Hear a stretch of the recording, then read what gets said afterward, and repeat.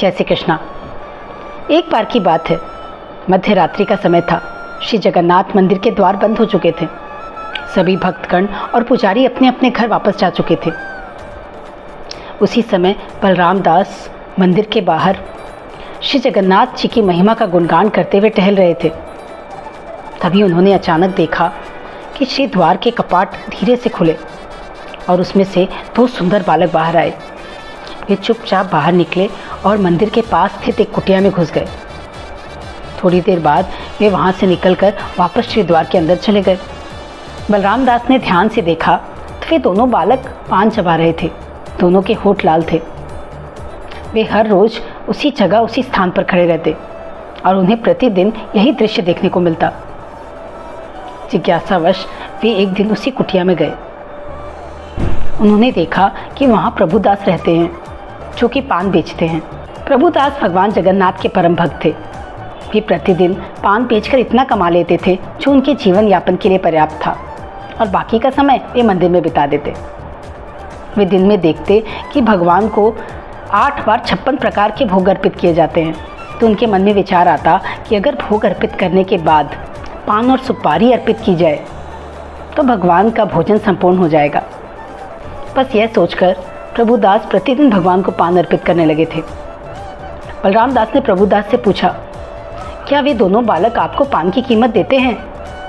तब प्रभुदास ने कहा, नहीं, मुझे पान की कीमत नहीं मिलती, पर वे बालक जब भी आते हैं तो मैं उन दोनों से आकर्षित हो जाता हूँ और प्रसन्नतापूर्वक मैं उनसे पान की कीमत मांगना ही भूल जाता हूँ, और जब तक मैं उनसे पान की कीमत मांगूँ तब तक वे मेरी कुटिया से बाहर चले जाते हैं। बलराम दास ने प्रभुदास से कहा, अरे प्रभुदास, आप बड़े ही भोले हैं। आपको याद रखना चाहिए कि आप व्यापार कर रहे हैं। आप ऐसे कैसे बिना मूल्य लिए किसी को पान दे सकते हैं?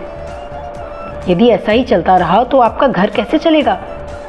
आज से आप एक काम करना, जब भी वे दोनों बालक आपके पास पान लेने आए तो उनसे पान की कीमत मांगना, और यदि वे पान की कीमत ना दें तो वे दोनों बंधक के रूप में अपनी अपनी चादर आपके पास छोड़कर चले जाएं। तभी उन्हें पता चलेगा कि बिना मूल्य के कुछ भी नहीं मिलता। हर रोज की तरह वे दोनों बालक फिर से प्रभुदास के पास पान लेने आए। अब की बार प्रभुदास ने पान देते हुए अपने पान की कीमत मांगी। वे दोनों बालक आश्चर्य में पड़ गए। उन्होंने प्रभुदास से कहा, हम आज तो कुछ भी लेकर नहीं आए, और वैसे भी हम प्रतिदिन तुमसे पान लेकर जाते हैं। आज तक तो तुमने हमसे पान की कोई कीमत नहीं मांगी, फिर हमें क्या पता कि तुम आज हमसे पान की कीमत मांगोगे। इसलिए हमें आज क्षमा कर दो। कल जब हम आएंगे तो आज तक हमने तुमसे जितना भी पान लिया है उसकी पूरी कीमत चुका देंगे।